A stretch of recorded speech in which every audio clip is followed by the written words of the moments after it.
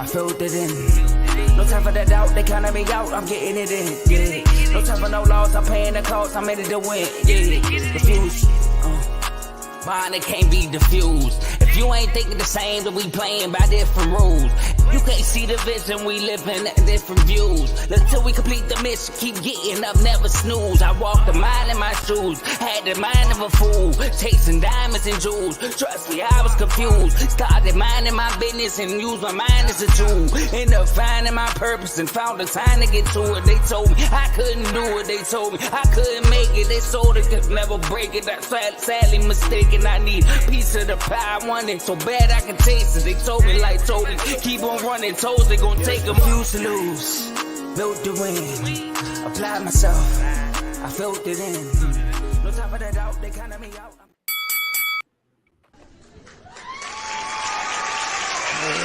You try to keep us calm for a second. What's wrong with it?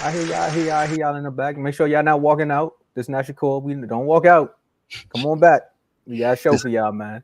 It's not 2011 Miami Heat either. Hey, I know them people still mad. I know they still mad. Whoever was at the concession stand definitely got lucky that game. Mm-hmm. I wanted Tim Duncan and T Mac to get that ring. But you all think we talking basketball, but we really here talking boxing. Welcome back to another episode of In the Red Corner with Tomo, Ricky, Ty. We understand. You be back. I heard you trying to go find some A-class fighters for Boots and them. So that's why Ty not here today. But we got a special guest. You know, some people got to get put in the doghouse.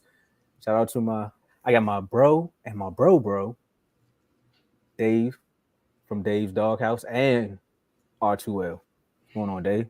Man, it feels good to be back on In the Red Corner. It's for my second time on the show. So, you know, I said I'm coming for all them awards this year. So it's my first appearance. Let's get it. Welcome back, Dave. Man, welcome back. And that's also why I went on I did the draft episode. I said, hey, man, if I ain't going to go to the draft party, let me step up. I'm trying to get me an award too, man. There you go. Hey, look, I had the most views on that show. I had like 28 people watching at one time. So that's all I'm saying, man. The Wizards had the number 2 pick. That's why. Hey, Ricky, show them that hat. Indeed, you know I there gotta we go. represent. There we go. But before we get started, of course, we had a great weekend of boxing. We also had a very unsuspecting. Or can I say it's unsuspecting? Because he already was wilding out before he wilded out. But we also got to talk about somebody getting banned from boxing. Before we get into that, I definitely need to ask. I asked y'all how y'all was doing, but Ricky was quiet. Ricky, how you doing, man? Man, I'm doing good, man. I'm ready to talk boxing. Oh, see, look, I'm straight to the point. Here we go. Shout out to Ty again. So with that being said, we're going to roll right into it, man. We're going to start off with the first fight on Saturday night. We got Abdullah Mason versus Luis Lebron. And it was an 8-round lightweight fight. Some would say, was it the bright lights and the big stage that had this kid step up? I'm going to say, yeah, because he showed up. Abdullah Mason shows he's on another level with a TKO win. Ricky, tell me about this guy, man. This guy right here, honestly, I wanted to make him prospect last year, but, you know, I didn't get the good vote to put him out there. But this year, definitely gotta give him his props. Gotta give him his light. He's doing his thing at 135. I think he could be prospect of the year in my book. He's my prospect of the year. I'm gonna go ahead and claim it for him because the way he's been teaching. Like he get in the ring, he's teaching. He's not just boxing, he's teaching lessons, you know, and I think he has a lot of potential to go further as he grows into other weight classes. And this guy right here will be, he will be that guy. But to that fight that he had recently, that was a great fight, great KO. The guy didn't have no answers for him, couldn't keep up with him at all. Powerful combinations. Very powerful combination. So I want to say that this guy, you know, for everybody that's watching boxing, fan of boxing, please just tune into this guy's future. I believe Abdullah Mason has a bright future in this sport. You saying him over what's my man name that be with Floyd? Cormel Moulton? Right now, yes. Yes. That prospect Yes, of the year. right now. Carmelo has I will admit, Carmelo has a bright future. But right now, I gotta give it to Abdullah. Because I think Abdullah is gonna get there quicker than he is. Okay. I mean, well, the way he was and that 31-year-old LeBron was looking Yeah, he like ain't, not team you LeBron. I'm talking about look, Luis LeBron. there was no triple double that night. LeBron had to throw that white towel in. He I had to respect. throw the white towel in. The corner said, "Look, I'm not gonna lie to you. At the second round when they got the knockdown, I instantly was like the corner throwing in the towel. I thought he was gonna do it in the second round, but they allow him, to try to recover, and he could not recover. No answers, and he getting full blown power combinations, not no, That's what just I'm saying. jab tab. No, he getting full power combinations and taking it. So no, go ahead, throw that white flag in, get him out of there. So shout out to Abdullah Mason. Man, Dave. Yeah, that was definitely a great showing. That was my first time actually watching him live fight. But this is actually one of the amateur boxers that I actually paid attention to. So he comes out of Cleveland, Ohio. He had a 14-0 record. And if you look at most of his fights, they've been like early knockouts. Most of them been like a minute or 2 minutes within a round. He had a few that was like 3 minutes into the round, but this guy got promise. I really like what he did. Knocking them on having that TKO in the 8th round. So he definitely, to me, I don't know if I will put him over Carmelo Moulton. That's just me, just because I've seen more of Carmelo Moulton. I would probably have to look at Abdullah more. I paid attention to what he's done, like his record and stuff like that, but I haven't watched any of his fights other than this one. And I like what I saw. He showed he has really good footwork from what I've seen. Mm-hmm. I feel like his defense is good, but I definitely think I see like there's a little bit of improvement that he can make there as far as his head swivel. But other than that, I like everything he did. He has good enough power. His jabs is nice. He makes sure he gets body work and all that. So he definitely I definitely like what I saw from him. And I mean, you got no argument as far as him over Carmelo because he definitely shows that he's really good. And Carmelo's only what 18 Yeah, years old. and I think he's like 20, 21. He's So 20. that's why I said he'd get there a lot quicker. Yeah, I definitely think he would as well. But then again, I mean, Carmelo got Floyd, so you never really know with that. Yeah, so, you know how But that's weight class though. So yeah, that's true. you That's true because you can't jump too soon. Can't jump that's too true. soon. That's That's true. why we have them best prospects. 'Cause I don't want to start putting Carmelo in them top fights right now. Or Abdullah. But I definitely want to give them as props as their prospects. Yeah, you definitely gotta give that to him. yeah. I agree with that. And I mean, Abdullah lightweight division, so he gonna be up there. Mm-hmm. Now, for me, like you all say, he was very precise. But again, watching it from, I wish I could have watched this on my actual TV because watching it on my phone, I was like, and listening, I said, hold on. I was listening for a second, then it made me turn away because I'm like, man, I'm hearing all this. I was like, man, is that Rick Ross out there? He was like, nah, that ain't Rick Ross. He hit some more.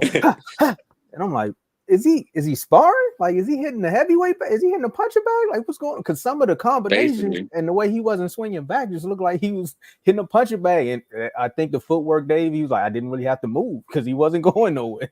So technically, I think he just was one of those people that he adjusted to his opponent. He said, he's not going to go nowhere, so I'm going to just keep chopping him down. Prospect of the year, I might have to lean on what you said, Ricky, because you watch more of his fights. So I'm gonna have to agree with you. But again, that young boy, man, I'm saying they don't want to jump weight classes, but they definitely making a lot of people be like, boxing's in a good place. Yeah, remember for a while, boxing wasn't in good hands. It was ugly. It was either Floyd, it was a dry spell. I mean, well, you're a Canelo fan, but it was kind of like a dry spell for fans and pay-per-views. He's not the only Canelo fan on here. I got your back, Ricky. Yeah. I got your back, Ricky. Yeah. Hey, Ty, where you at, Ty? No, Ty not here today. I ain't throwing in the towel, but I'm gonna be like, hey, we gotta go to the next topic. So I think we all can agree there, man. As far as prospects, make sure y'all tune in for more of his fights. Hopefully, he gets more fights on ESPN or just places where people can actually go see him. Because that was a good card. I'm gonna give him a shout out to that one. That was a good card. But your guy, we talked about it a little bit on the last episode where we was like, who do we think Frank Martin could fight next, or who should fight next? And this name came up. We talked about Keyshawn Davis. Keyshawn went out there, man, and he had another little, I don't know if it was boxing or wrestling. I don't know what was happening at certain times. It was a lot going on, man. But he had a 10-round lightweight bout with Miguel. How'd it go? Man, for this fight, you guys ever watch bullfighting and the guy holding the red thing, he just, it was definitely that. It was definitely a lot of that because this fight, Keyshawn, I want to say he dominated a lot of the rounds, majority of the rounds, to be honest. But a lot of times, the only thing I would say that would make me upset about it was that he used unnecessary energy to entertain. I think he could have gotten him out there early, but he used unnecessary energy to entertain. But I think this fight was a good test for Keyshawn for, dealing with pressure fighters. Dealing with someone that don't move if you hit him. Dealing with someone that even if you hit flush and whatever combination you give, that he's still going to keep coming towards you and still keep trying to throw something at you. I think this fight was a good test for him to, come back and hopefully take him to the next level. I'm gonna get your reaction to this, Dave, and I'm gonna ask my question after that. You said something about next level. Yeah.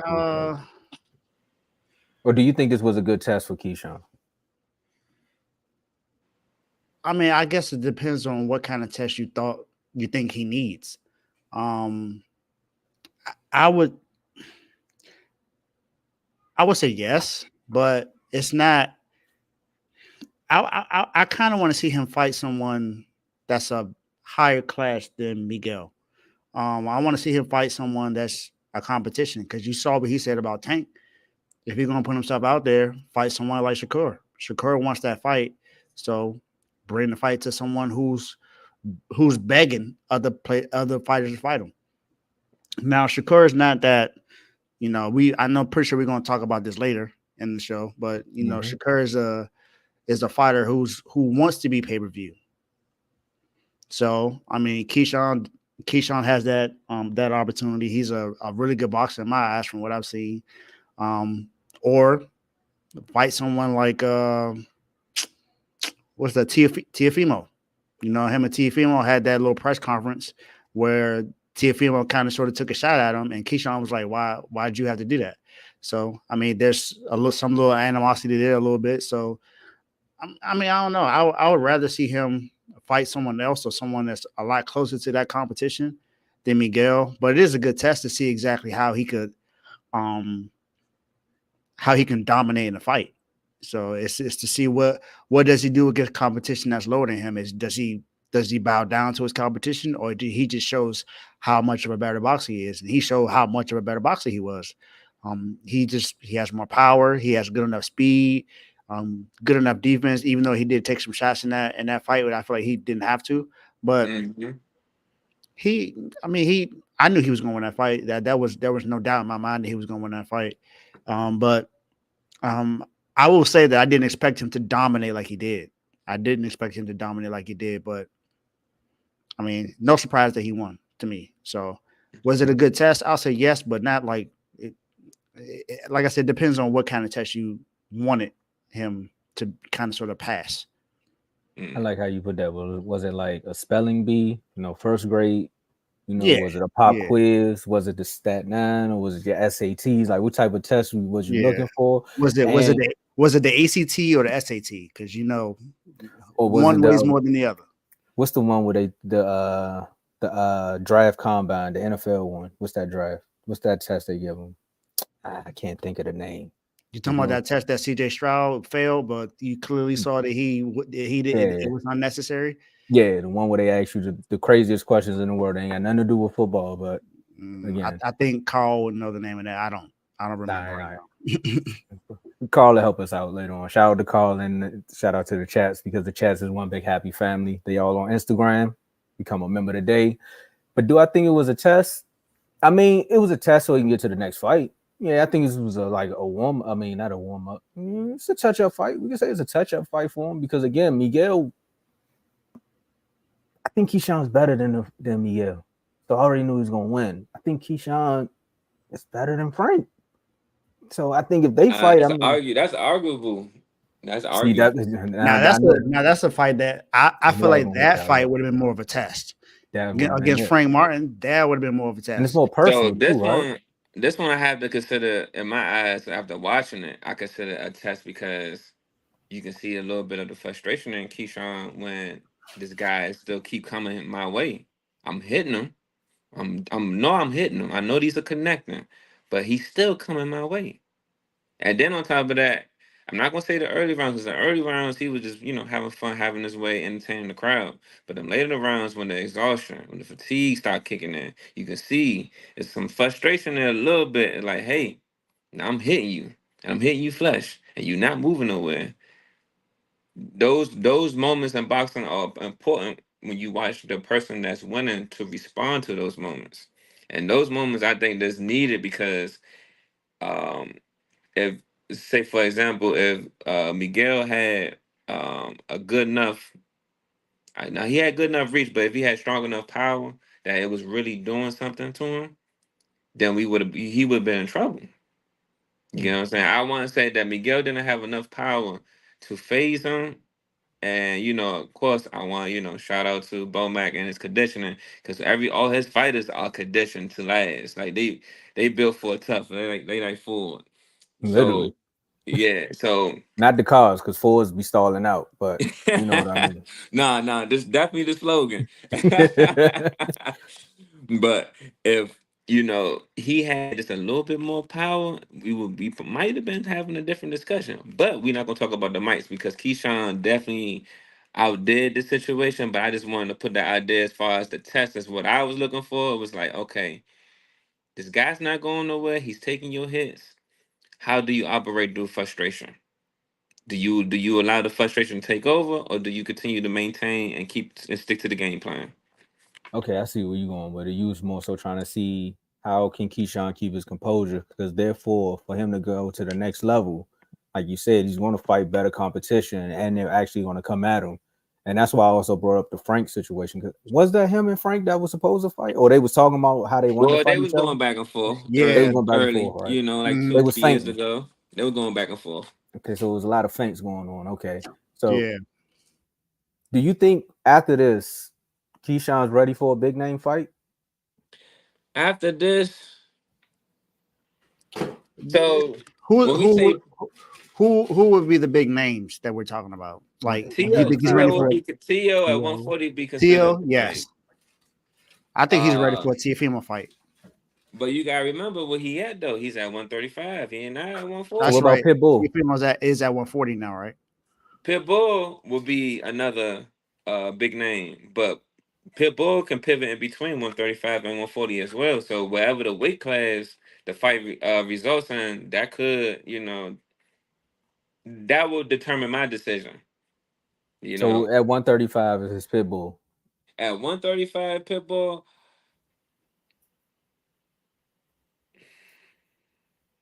No.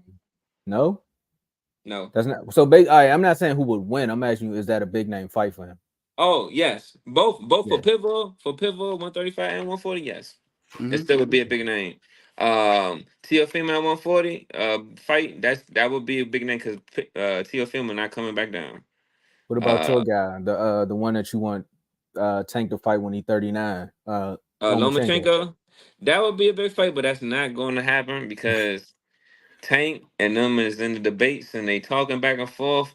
Loma don't need a tune-up fight like that. He already had a tune-up fight against Kambosos, and now it's time to get what he need to get now. So I don't think that fight will happen. That's another name. What about Kambosos? Kambosos would be a good look for 135. Okay. Kambosos would be a good look, but we already know Keyshawn's going to dominate that fight. But, go ahead and get some money on the way up. You know. How you know he gonna dominate? Oh, Kambosos a one-trick pony. I'm just saying, how you know though? We seen Ryan Kambosos got. a. Never mind. I hope you're not thinking about Kambosos being Teofimo. You That's know. hey, look, that's Devin Haney. That ain't Kambosos. That's Devin I Haney. know. I'm just saying. I mean, we seen Pacquiao get knocked out with one point. It's so much that can happen in this ring. Yeah, but that was also Pacquiao's fault. So Yeah, well, that's That is true. true. That's true. But him fighting Tio, I can see him fighting Tio. Him winning against Tio, definitely mm, uncertain on his behalf yeah, because Tiafimo, we know what he's capable of. We know he's at good enough. 140. Yeah, we know what he can do at 140. The thing with the reason why I brought up Tiafimo is because of the back and forth that they had, and the Mm-hmm. fact that Keyshawn felt disrespected by Tiafimo because Tiafimo brought his name up, and he was like, That makes like, sense. what was your point? So I think that's kind of want to see it. Why I want to see something like that. It's almost like wrestling. If you ever watched wrestling and you saw how much The Rock used to take shots at Stone Cold, you want to see that fight because Yeah, you see so much smack talking. So it's kind of sort of that feeling. I would Nah, like to I see. agree with you on that one. I like it for boxing too because they need it because that helps sell the fight, Shakur. But I'm saying like to have that just a little bit of a back and forth with the fighter you going up against, it sells because when people don't know who you are, the way you talk about a fight or your charisma outside of the ring is what pulls people in. I.e., Floyd situation because Floyd's fights weren't the most entertaining, but the way he acted had a lot of people being like, "I want him to lose." So I Yeah, gotta watch to see if he's gonna lose. You gotta do that. but Yeah, if we want to talk about fights at 135, I would do a Frank Martin. That's good. That would be a good thing. That would be a good fight. I And on don't think top of his that, trainer want to go back there. I believe there's money there. I believe there's a lot of money there.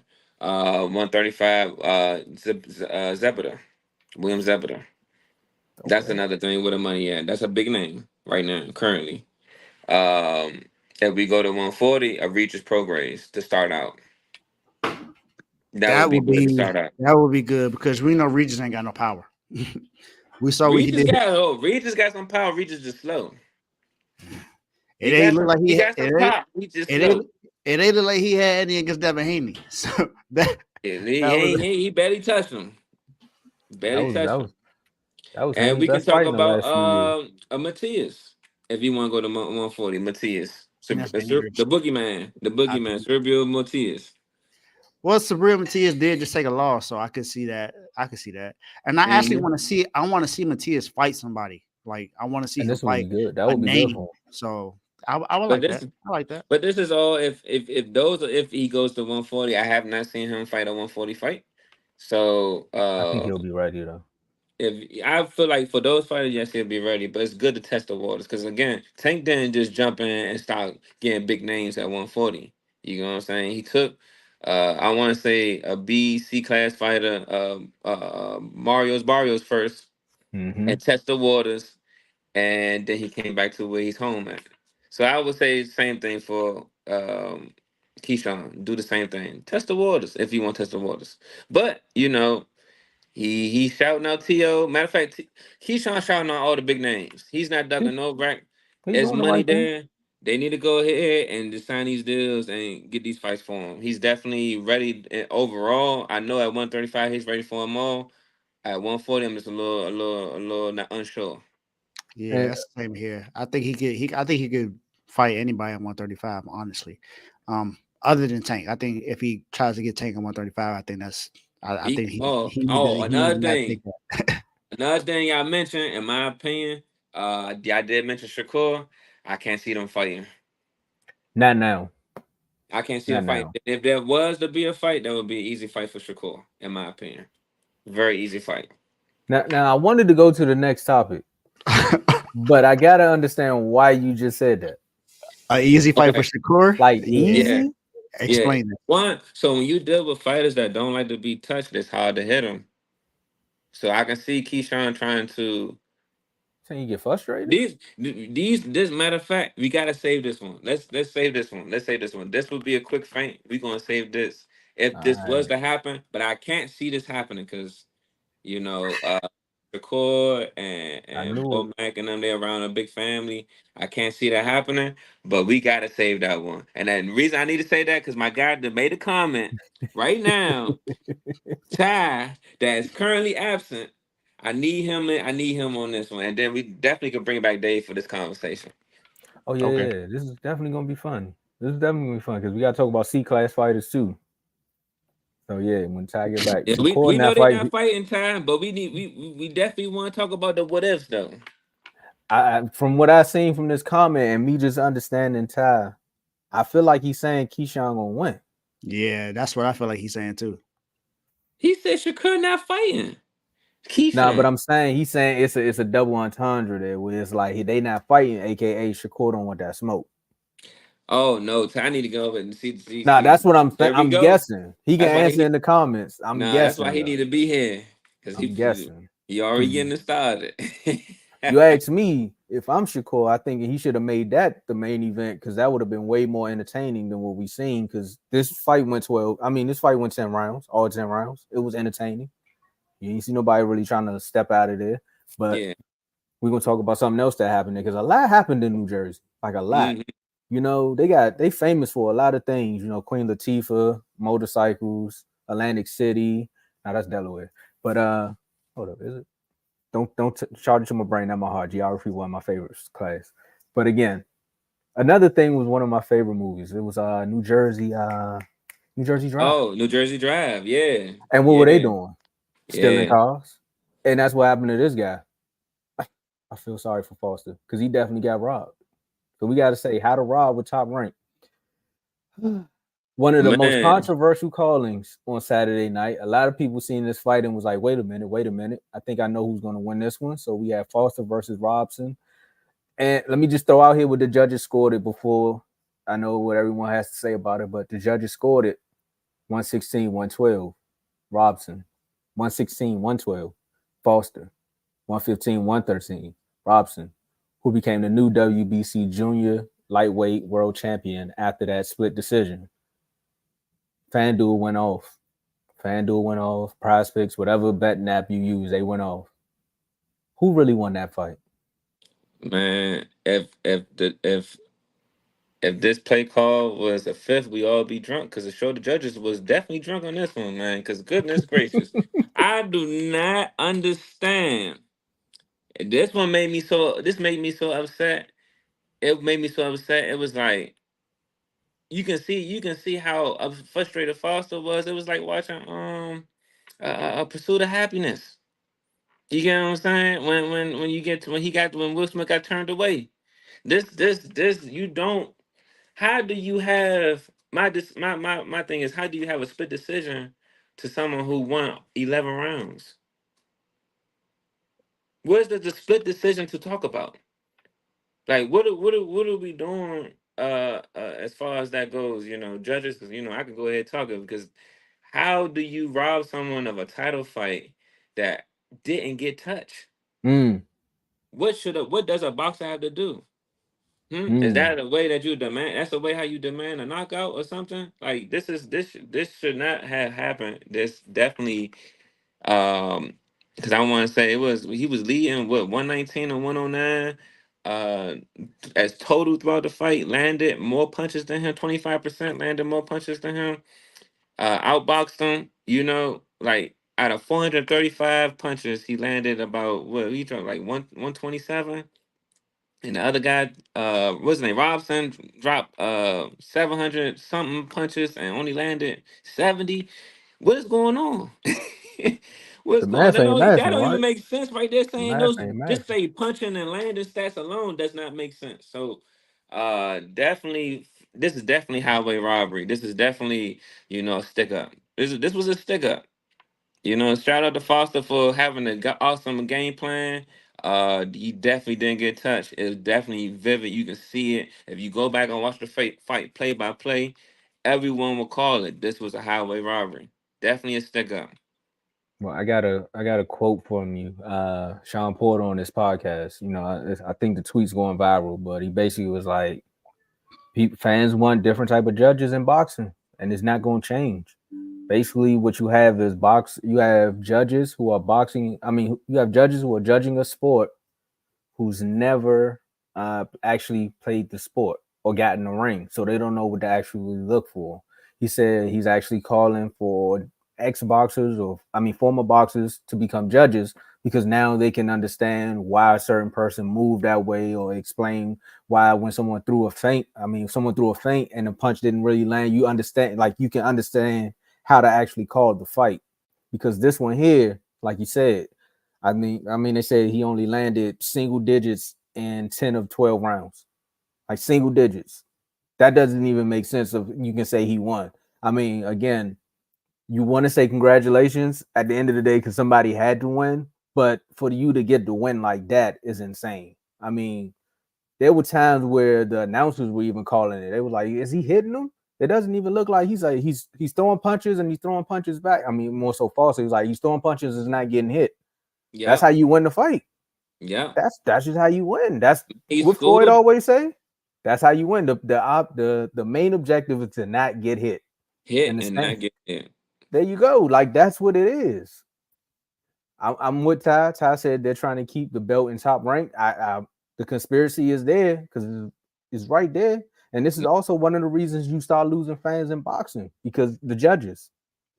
And top rank, you gotta get that together, because if that's the case, if you rob a fighter just to keep a belt, you need to get better fighters. You should never put that fighter in front of him. Point blank, period. You don't do that. That right there, you can't even justify that as a judge. You definitely messed up big time, and it's a hidden agenda behind that one. Point blank, period. Dave? Yeah. Anthony Lundy, judge number 1, only gave Foster 4 rounds. 4. Drunk. He gave him round 1.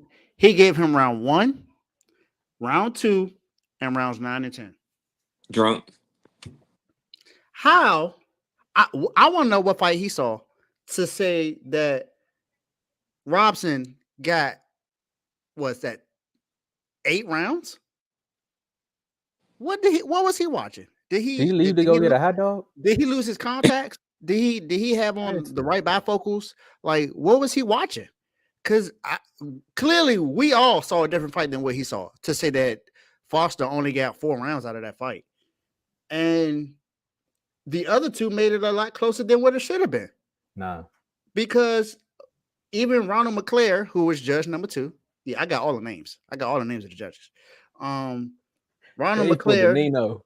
He said, I'm calling out your names, I'm calling out where you was at the moment, the score you had. He gave Robson round 3, 5, 7, and 11. I don't think he got all those rounds. That's 4. That's 4 rounds for Robson, but I don't think he got all those rounds. I only saw 1 round where it looked like he more than likely won. And that was barely. Barely.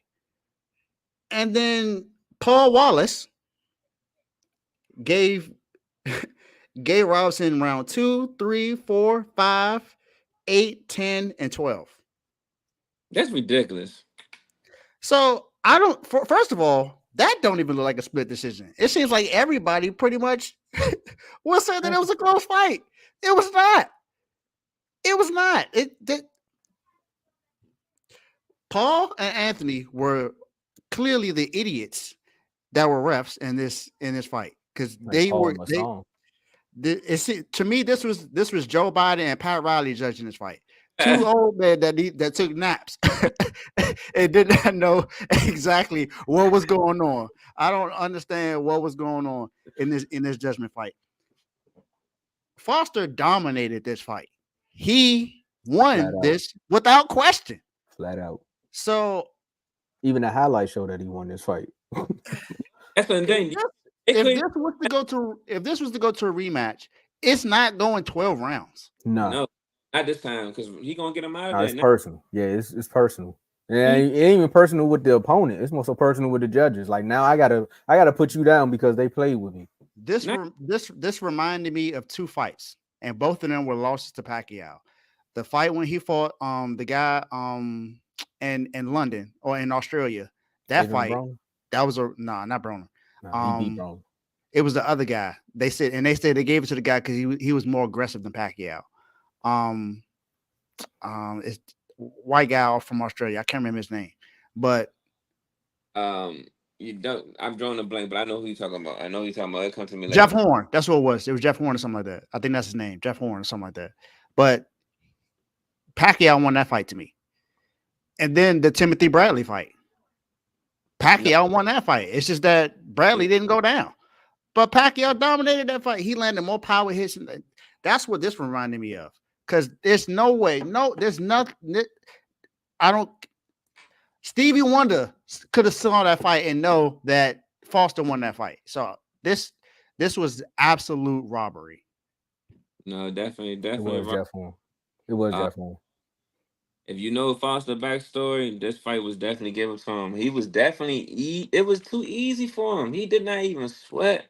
No brute, nothing. And then on top of that, your advertisement of the fight that previously happened, your highlight reel is nothing but Foster. What are we talking about? Exactly. How your highlight reel is nothing but the losing the person that you said that lost. Your highlight reel has all him in it, scoring, dominating the fight from beginning to end. So Pacquiao lost to Yugas? My bad. Yeah, Yugas. Right. I remember that. I don't know why I just had that moment. I'm sorry. But that was the retirement fight. But yeah, that was terrible. That was terrible for the sport of boxing. Another thing, you gotta one thing as a boxer, you have two opponents. You have the one in front of you and the one that's watching you. And the one that's watching you is more deadly than the one that's. Well, I mean, we could bring that up later on, but which one is more deadly? The one that has the potential to knock you out, or the one that has the potential to ruin your career? Like, it technically is three. Technically, it's three because you got the fighter, you got the judges, and you got the ref. Yeah, because refs can stop a fight that shouldn't be stopped. Look at what happened to Rolly when he fought that old man. He got a fight stopped for him when he was clearly losing that fight. So now, speaking of Rolly, I'm gonna ask this one question, but to close this topic out, because we gotta definitely talk about the main event. What type of robbery do you think this was? Do you think it was a strong arm, or you think it was a stick up? This definitely was a stick up. This is a stick up. 11 rounds.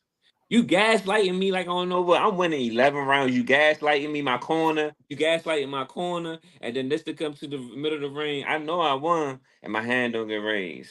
Robson, I don't even know why he was crying. He know, dang, when you lost in a fight. He was crying because he know he lost. Exactly. He was shocked. Exactly. He was shocked. The lottery. He made that promise to his baby girl, said, I'm gonna bring the belt home. He won. He said, I'm actually bring the belt home. I spent all my money and made it back tenfold. That's what it was. He put his money on that parlay and made it. Didn't even think he had a chance. Before we move, go ahead. And shout out to Foster. He's I hear that, I read that he put in for immediate rematch as he should. Get him out of there. Don't let your fight be determined on the judges. Get your opponent out of there. Slide him to the side. Keep it going. I mean, it's a little bit of doghouse with a little bit of your done, son. It's a mixture, man. Because when boxing, you could be either or, Joe. You could be either or. Judges need to be.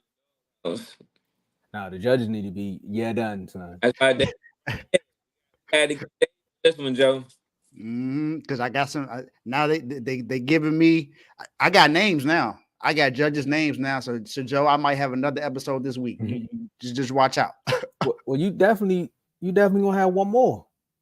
Because your show is way better than Shakur. I mean, I'm playing. We got to talk about it, man. Shakur Stevenson versus. Let me stop before you find me and have a Twitter rant. This one gonna get you. Hey, he had 237 tweets since that fight, so he might be trying to go. He might try to go for 300. But he picked on the wrong people. He might want to mess with me because I actually got a 9 to 5 and I ain't got time to go back and forth with you. But you mess with Cam and Mace, they ain't got nothing but time, and they can rap. So like. Hey, outside of what happened after the fight, Shakur Stevens took up a Frank Martin ex-opponent, and most people should say he kind of should have took him out. He fought Harutyunyan for the WBC lightweight title. I mean, I might have butchered his name, but at the end of the day, Shakur's grandfather was telling me he should have butchered him in the ring. Look, Shakur retained his WBC lightweight belt with a unanimous decision. I messed that up because I had a bet put in. Could have been majority. Should have made it a better fight. Should have made it a better fight. But anyway. But go ahead. Say it one more time, Ricky. That was Autumn's fault. It wasn't a majority decision. See what happened when I bet on somebody that Frank beat? That was my fault. But anyway, he got the victory over him on Saturday. And it was in New Jersey. Also, it was his final fight on Top Rank Promotions. So now some would say Shakur's a free agent and he can kind of go where he needs to go or do what he needs to do or do what he feels like Tom Brady wasn't doing. The title says, is it born or is it boxing? So, of course, we got to talk about what's been going on, the narrative that's been running around. I mean, Shakur even had to address the narrative before the fight, said this is going to be one of his most entertaining fights. But people started walking out. Was this a boring performance, Ricky? No, this was boxing. Again, it's not my fault that your opponent can't touch me. You put better opponents in front of me.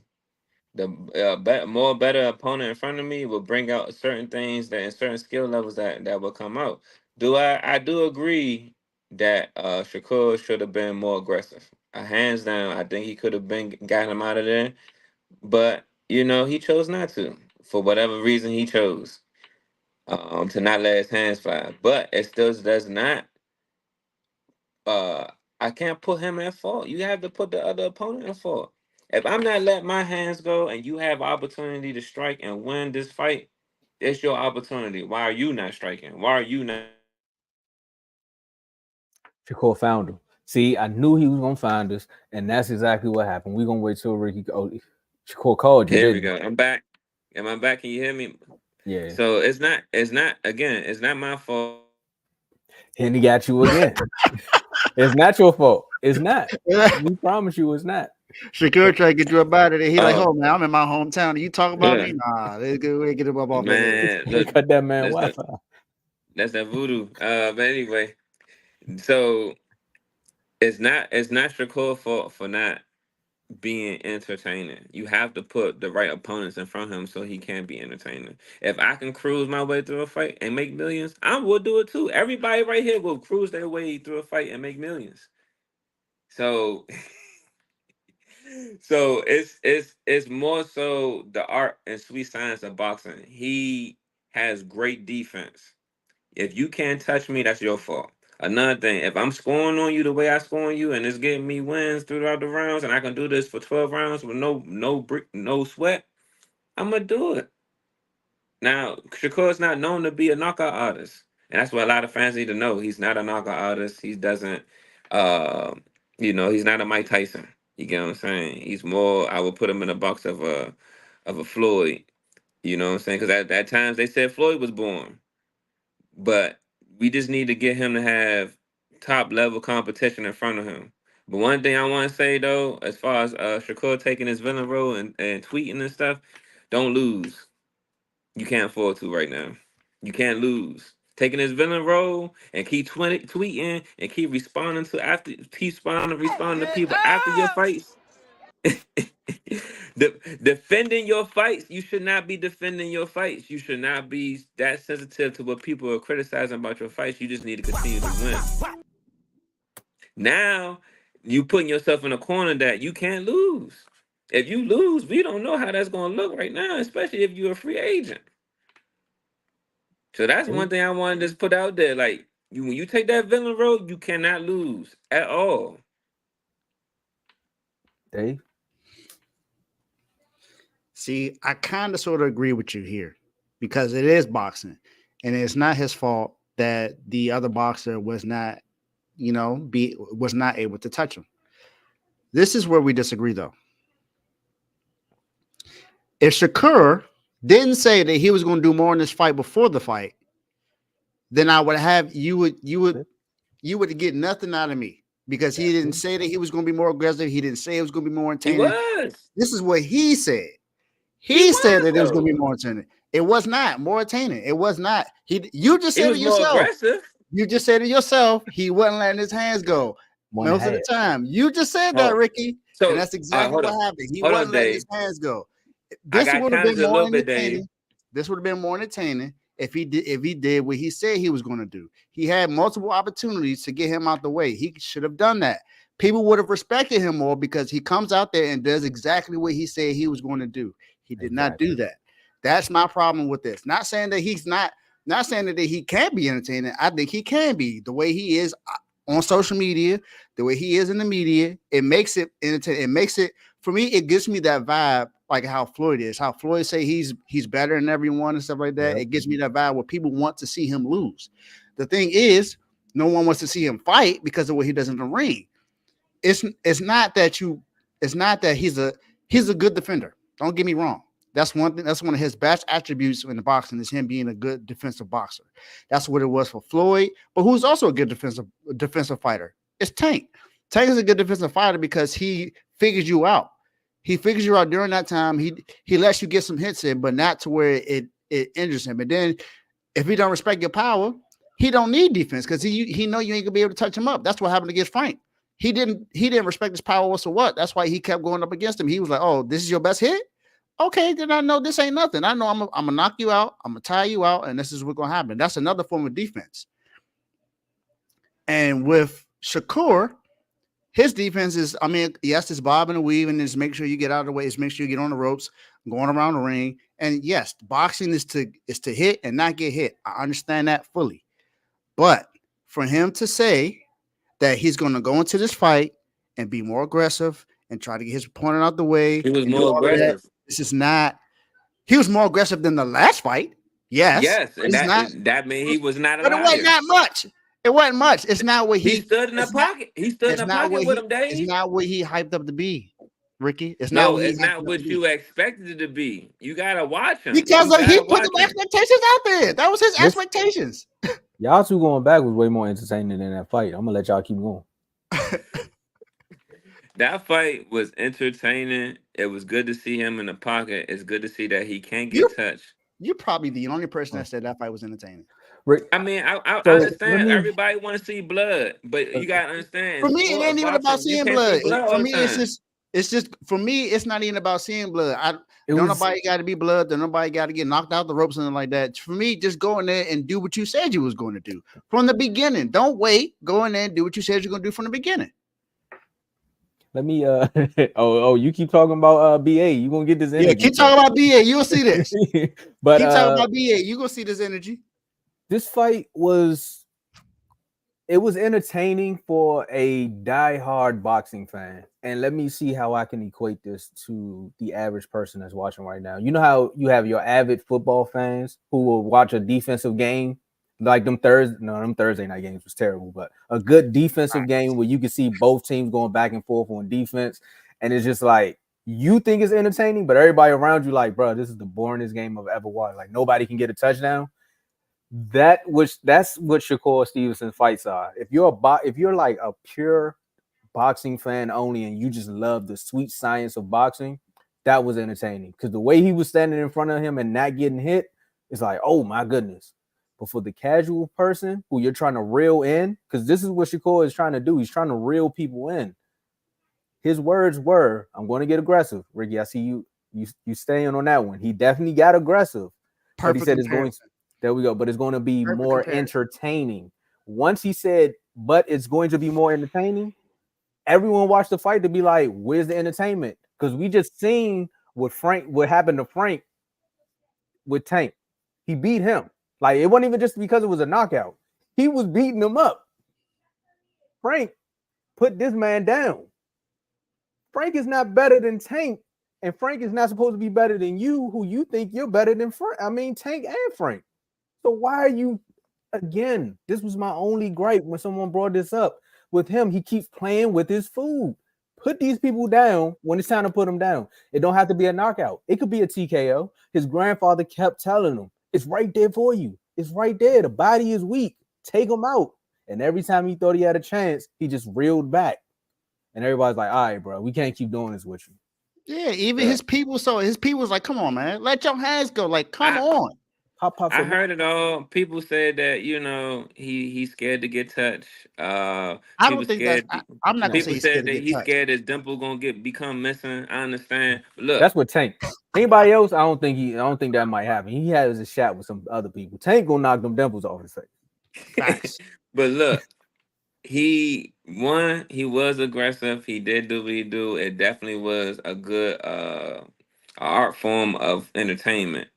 I do agree that he could have got a TKO though. I do. I can't stop. I won't not. I will give Dave that one. He's supposed to let his hands go at certain moments, and he did look like he was more concerned about getting hit. But again, put a better opponent in front of him, and that's where it goes back to him leaving top rank. We can go to the next discussion. That's why he got to leave top rank. You're not putting nobody in front of him.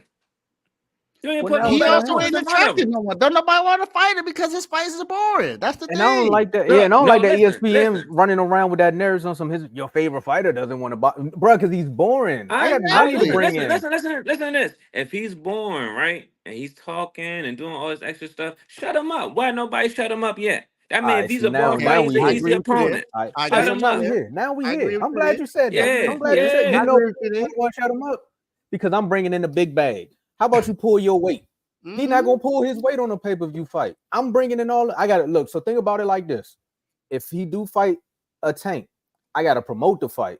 I got to then try to sell the fight because we already know what you gonna do. Like you just gonna keep saying the same stuff you've been saying on Twitter this whole time. At least when he was going back and forth with RG, because I'm not gonna say his name, but when he's going back and forth with RG found a way to help sell that fight.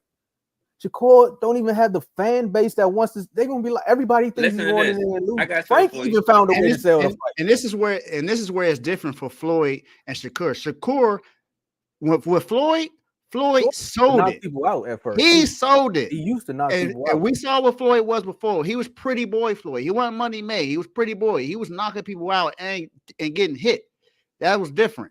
Now he didn't become who he was now until he became more of a defensive fighter. So he started out still knocking people out, and he was still undefeated.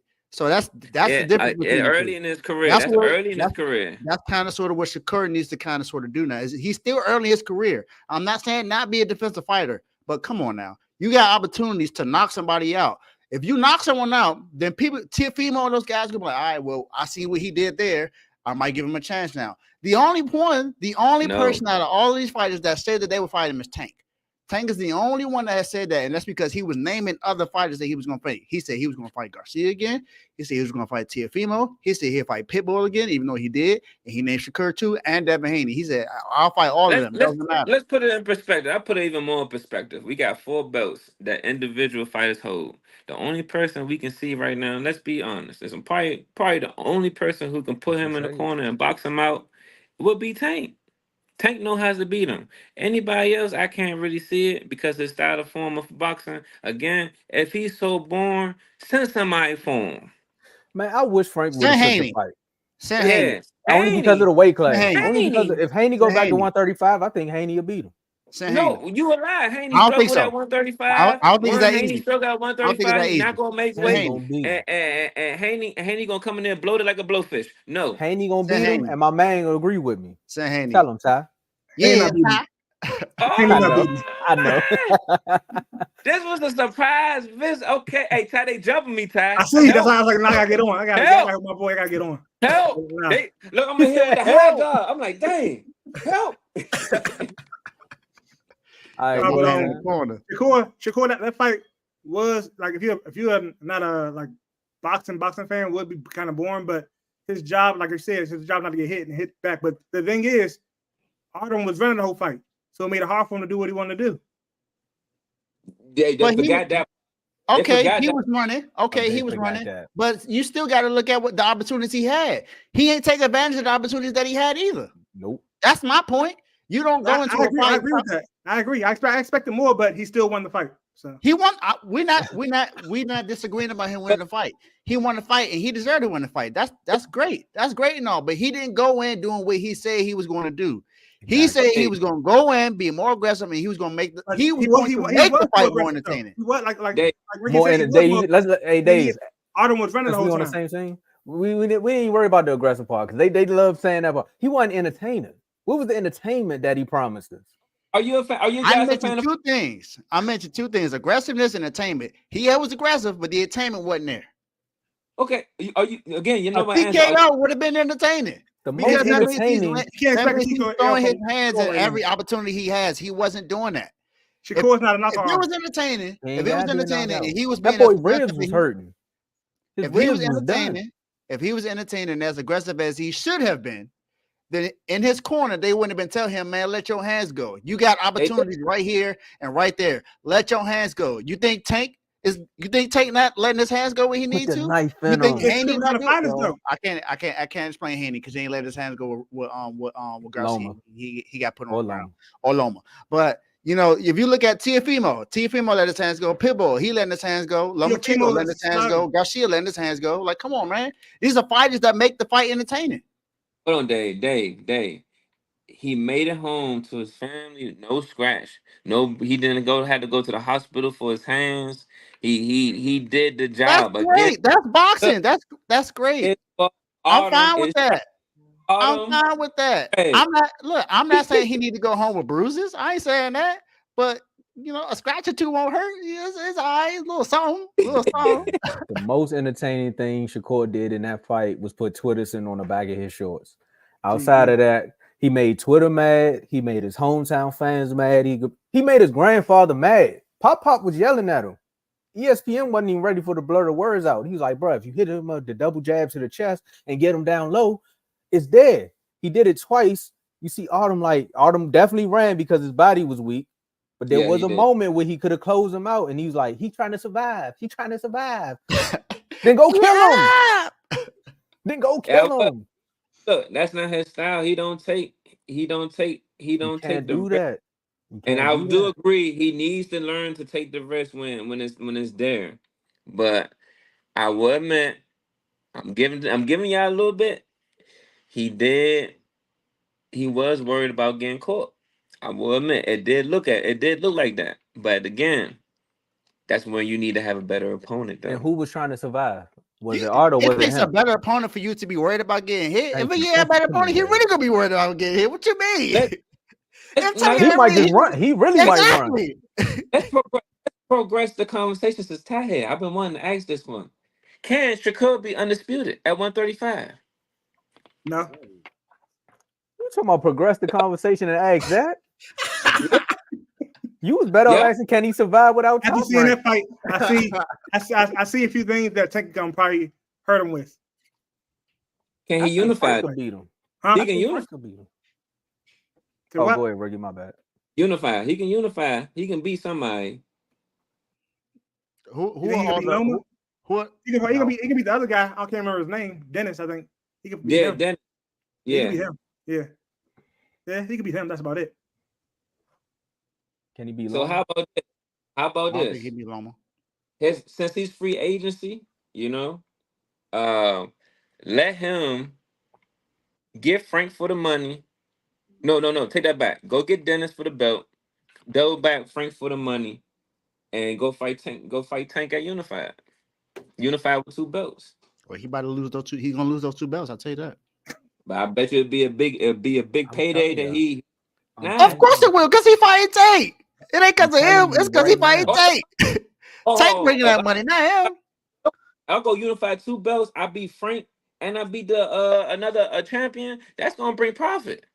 Well, I'm gonna tell you like this: he get in the ring with Frank and play around, and Frank hit him with that left that he was talking about with Tank, and knock them dimples off that boy. I don't want to hear nothing else about Shakur Stevenson ever again. Because if he let Frank knock him out, he's done in the boxing world. Nobody want to hear about that. Frank can't knock him out. I know, but I'm just saying if.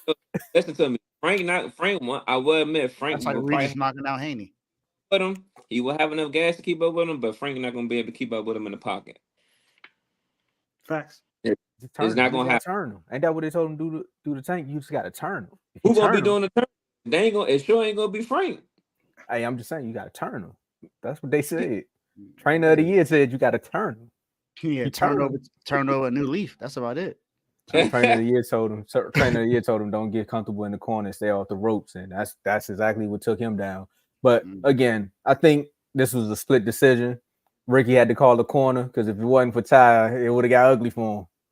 They got ugly for him. I don't think it's a split decision. I think I won it. Dave was letting his hands go. I was like, dang, I'm shocked that Dave letting his hands go. No, I felt like Calvin. Hey, look, I asked Tom last night. I said, "Hey, y'all want guests on the show?" He was like, "I bet, yeah, put me in there." Hey, look, well, I mean, we had a fun topic. We got to get a little bit more serious before we get out of here. We could make this a quick one, but I know there's a lot going on. I said we got to address it right quick. And I normally do this segment on Refuse to Lose, but I'm gonna bring a snippet here because I know everybody's gonna agree with me when we talk about this. The Boxing World Council expelled Ryan Garcia. I think it was like last weekend or the weekend before that, or it was right before the 4th of July, right after the 4th of July, something like that. But for his antics, if you don't know what he did, go look it up. Basically, he said he spewed a lot of racial comments towards the Black and Muslim community. And then he tried to clean it up with a Twitter space or a Clubhouse. Like, that's not going to work, bro. So personally, from In the Red Corner and Refuse to Lose, we all going to say, Ryan Garcia, you're done, son. But I want to hear what you guys got to say about it. I'm going to let Dave go first. I was going to let Ty go first. Oh, no, I go first. Let's Ty go first. All right. Okay, about that guy you talked about, I'm not even saying his name. I don't respect him at all now. But since he don't like my people at all, I don't even want to talk about him. So we can go to Dave. Let Ricky, you go ahead because I'm gonna be a little long-winded on this. I'm gonna tell you like this, Dave. I think both of y'all gonna be a little long-winded. That's why. We are. Y'all both got a lot to say about this. I'm gonna be long-winded. I'm not gonna be long-winded. All I'm gonna say is this: as a strategic way of the Black people and non-racial, community, you have when boxers, celebrities, whoever that have these, platforms, cut the water off. Stop entertaining. Stop clicking the links. Stop going to watch the views. Stop trying to listen to the spaces what he about to say. Cut the water off. They thrive on that. They need that. Cut it off. Stop listening to them. Because the apologies is ridiculous. Ain't nobody about to keep. It's an abusive relationship. Ain't nobody. You're not about to keep sitting here and verbally abusing certain communities and then keep thinking you apologize and get away with it. No, it's done. No one stand by that. No one needs to stand by him. He has a mental issue and it's not our problem. He need to go figure it out for himself. He need to go put himself in rehab, whatever case may be. It's not our problem. It's not our fault. Everybody has supported him, been supporting him, gave him big support, especially when he bit Devin Haney. And at the top of his, I want to say peak, to transition and do other things with his career, you come out here and you want to act foolish. No, cut the water off. That's all it is. Don't support him. Nothing. Don't do nothing. Don't entertain. Don't buy nothing. And if you are a supporter of him, we know where you stand. Because one thing I want to say, he can't hide behind that. He can't blame the alcohol because it's in him. I'm going to end it on that one. So my point of view is going to be this. I agree with Ricky. Definitely don't feed the water. Don't entertain it. Don't look at it. Don't watch nothing he does. Don't care about nothing he says. Don't support him. The more you support him, the more he's. The thing is, people like to say that money is the root of all evil, or the love of money is the root of all evil. No, all money does is expose who you truly are. And this thing is, social media exposes who you really are. That's all it is. So let's not blame social media for anything, because it is a platform where you can show your true colors, your true entertainment, your true skills, whatever it is that you really want to do. You can show it on social media, and it can go viral just like that. Whatever it is, it can show you who you are as the person on the inside, not just the outside, but on the inside. Because more times than not, what you say out into the world is exactly how you feel. So an apology, I'm not accepting it. I don't care when it comes. I don't care if it comes tomorrow, next year, the next week, doesn't matter. That's not going to be acceptable for me. This is the one thing that I want to say to our community. Let's make sure that if we're going to give someone an excuse for mental health, we talk about our mental health. We make sure we get that excuse for us. Let's stop giving it to these other people saying that they got issues, they need to go get rehab. They said that when we out, this is just who we are. We don't need it. We're just animals. Put that same thing on him. You know how they talk about us and say like that? Put that on him too. He ain't nothing wrong with him. This is just who he is. This is just exposing who he is. Whether he go to rehab or not, this is who Ryan Garcia is. This is why I didn't put him in the doghouse, because he ain't in the doghouse. He done to me. So I'm glad you put your done, son, because he done. You ain't gonna get no support from me. None of that. I don't care who he fights next. I don't care if he fight a homeless man in the street. I'm not gonna watch it. I don't care. I don't care to see him fight anymore. I mean, I was defending him when it came to the whole the PEDs, the PED situation, because there were other people that was coming out saying that, well, you know, when you take this, it doesn't really help you out. It actually slows you down and stuff like that. So, all right, cool. That's that part. But this is different. I don't care what community it was. If he disrespects the community, then he needs to be banned. Why would someone want to support somebody like that? You know, we get all this stuff to where when you talk about people like Kanye West, and we saw what he did with the Jewish community. Come on now, you can't allow anyone to talk about any community. So why let him talk about our community? Why let him talk about to the Muslim community? Why let him say stuff that we know that put us in position to where we were demeaned? He needs to just be away from the game for however long it takes, because he needs to really look in the mirror and see exactly what has impacted his life. You know, the stuff that he's done that impacts other people's lives because of stuff that he said or done to other people. You know, he talk about messing with other people's wives and stuff like that. You know who reminds me of Ryan Garcia, and they may not be as serious. And we were just talking about this beef in music. Drake. Yeah. Think about it. Yeah. Whenever he had a beef, what happens? He brought up somebody's wife. Mm-hmm. That's not something to be respected. But you still got his fans that defend him and say, well, you know, you can't talk about his kids. Well, he talked about somebody's wife. Yeah. He talked about somebody's wife. I mean, what more do you? Of course, he got exposed for being a deadbeat father because he had talked about somebody's wife. This party when it came out, and it's not like he didn't get a warning. So, and Ryan Garcia didn't only do it on social media. He actually did it on somebody's podcast or show or something like that. He was on video saying the N-word with the hard ER. Mm-hmm. With people in the car with him. Like, so at this point, I don't care about Ryan Garcia. This is the last thing I want to say about him, period. Because it's ridiculous. It's ridiculous that it took something like this to happen, and he just, I don't care for Ryan Garcia anymore. Yeah, he cut that off, man.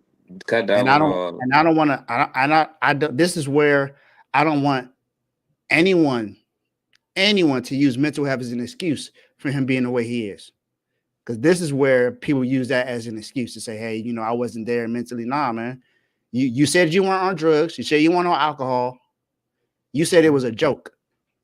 And for you to think that that's funny, that got nothing to do with your mental. That's just you. Yep. Well, and just like that, you're done, son.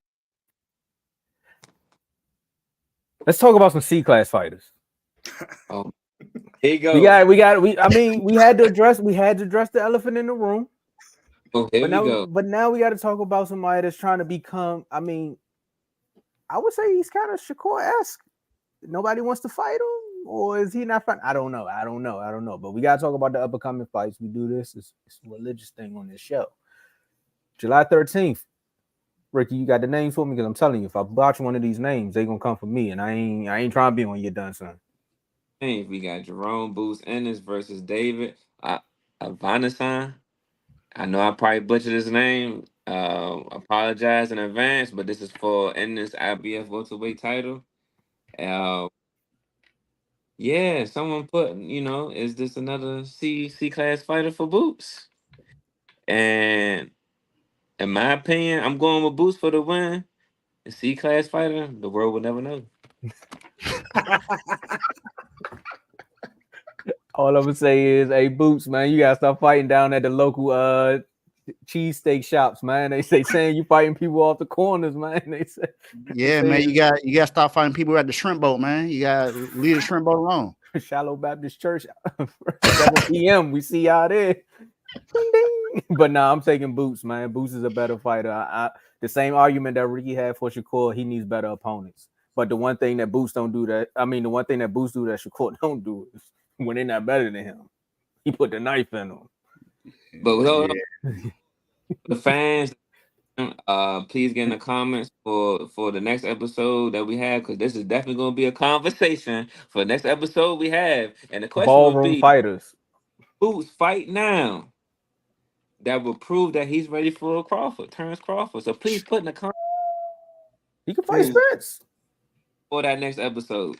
Say that again, Ricky. Your phone went out.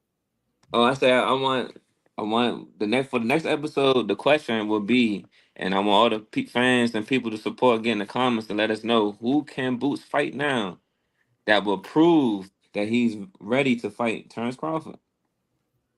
Okay. Ty, who you got winning this fight?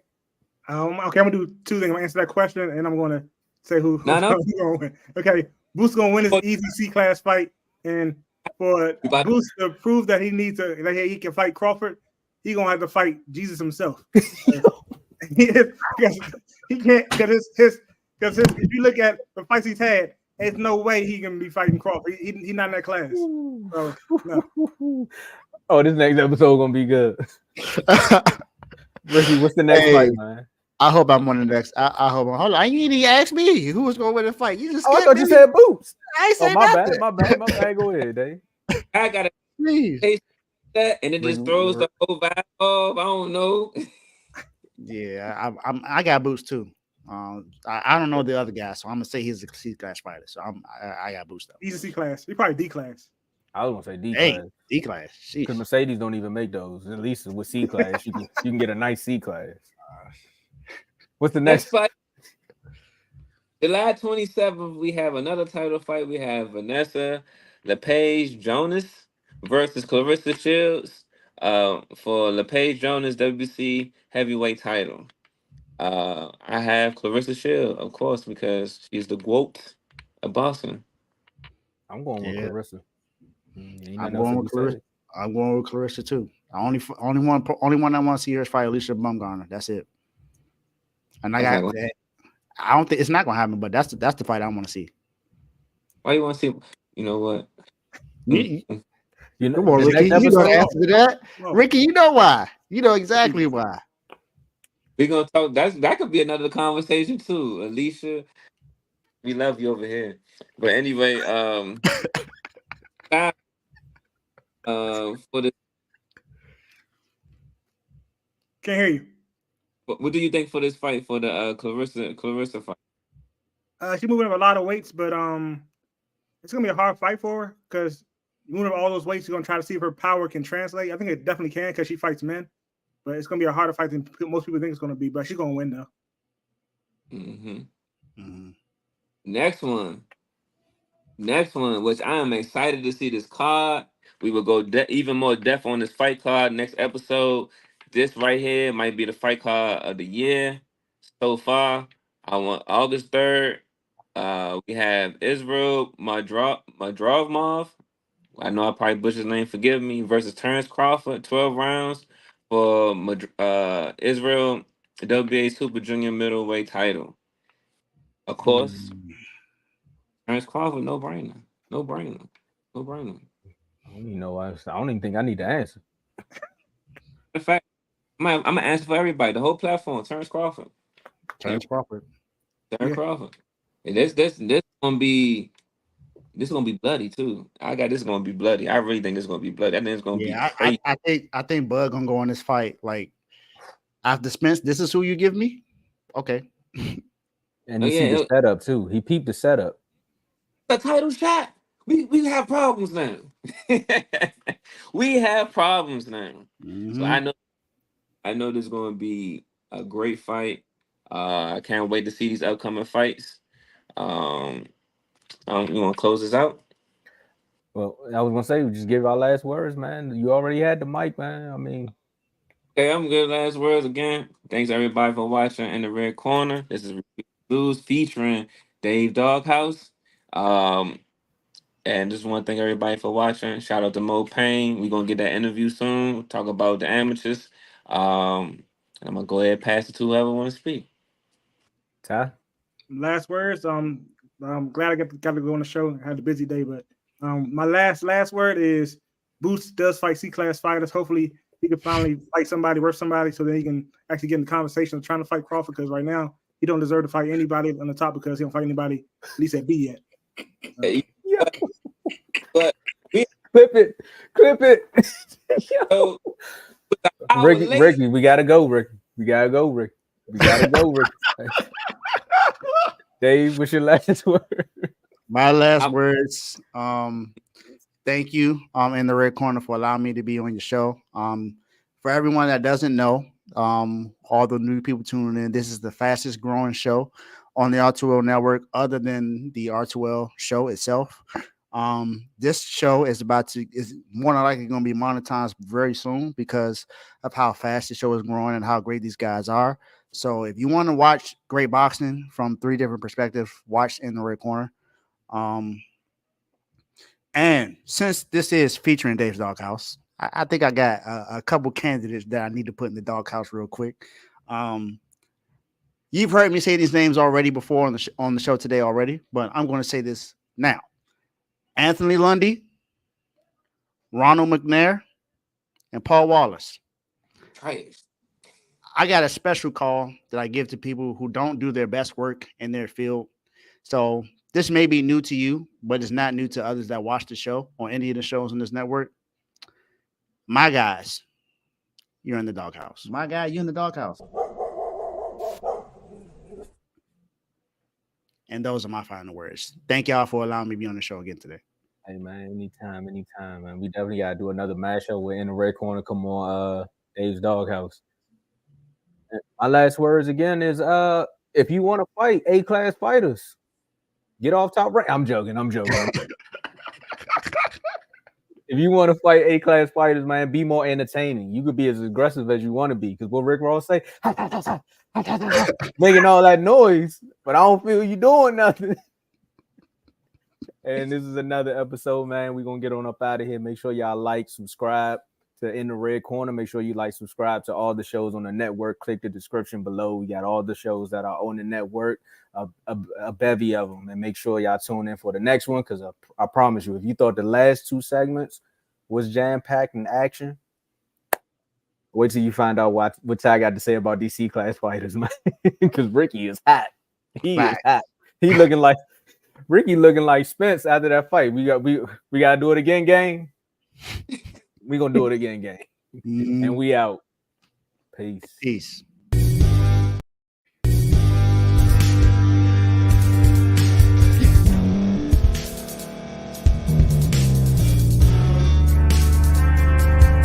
Thank you for staying to the end. If you're watching this on YouTube, please like this video, subscribe, and also hit that notification button so you can be notified next time we put out a video. If you're listening on any podcast platform, subscribe and hit that notification button, y'all, so you can be notified we put out another podcast audio. And last but not least, hit that share button. No matter what you're listening to or watching it, hit that share button and send it to somebody that you know that would love to watch this episode you just listened to. So once again, thank you for staying to the end, and we'll see y'all at the next episode.